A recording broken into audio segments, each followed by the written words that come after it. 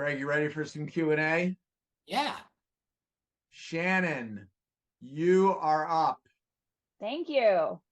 Hi, Greg.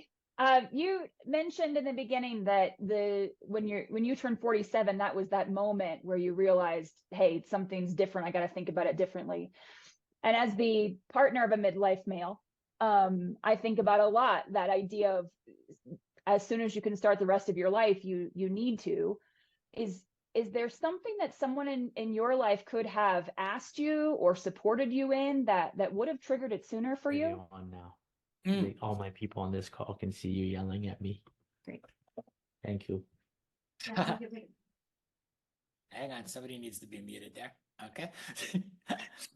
Thanks, Shannon. I'll answer. Yes, but I think a lot of it was also my own fault. I'll say again, I was 17 when my father passed away. I had two younger brothers. My mother was wonderful, did the very best and has done the very best that she could. But I thought I had to go it alone. That I had to push the boulder uphill myself. I wasn't ready to be a father figure to my brothers. I wasn't mature enough to know how to handle any of this by myself. In there, I didn't understand that you could ask for help back then or other mentors. They weren't really in my life. So I made it up as I kind of went along. And it was only as I got older that I learned about asking for help and being supported. And I'll say another thing there, that there seems to be a lot of noise around quitting your job and follow your passion, and okay, you've got to, in order to, you get to midlife and now we got to change everything. If I'm not happy and I'm doing that, we got to blow it all up and change. And if we don't, we're going to have regret and we're going to run out of time and we're not going to do this. I would just caution, or just put it there for consideration, not so fast. Like even when I had my breakdown in the parking lot of my office building at 47, was the 10-year anniversary with my firm. I knew I wanted to do something else. I'd been there, I was at this intersection of I couldn't combine personal passion and professional expertise, and things were wrong. The truth of the matter was I couldn't afford to quit my job. The behaviors and what I was doing was, look, we were spending too much money, because that was what was trying to make me happy and do for the family and do all this.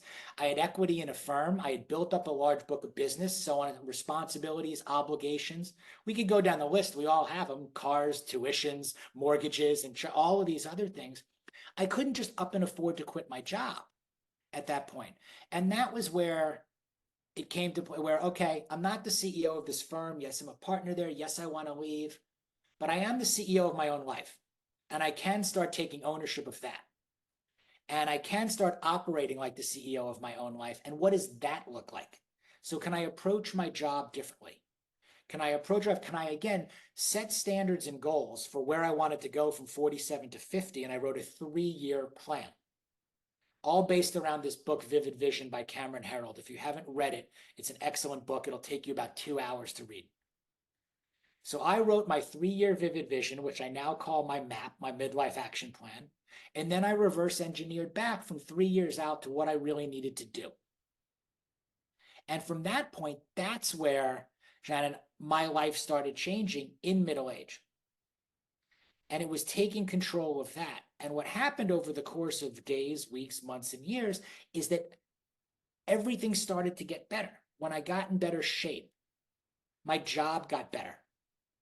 I performed my job better. I spent years turning over my client base even. I realized I wasn't in sync with a lot of my clients. And I had to go from being out late nights and entertaining clients and doing things to I wanted to wake up early in the morning and work out and have breakfast. So I stopped doing dinners, stopped doing drinks, and I started doing workouts and early morning breakfasts and just reset my standards. And over time, we start to attract and repel exactly what we deserve.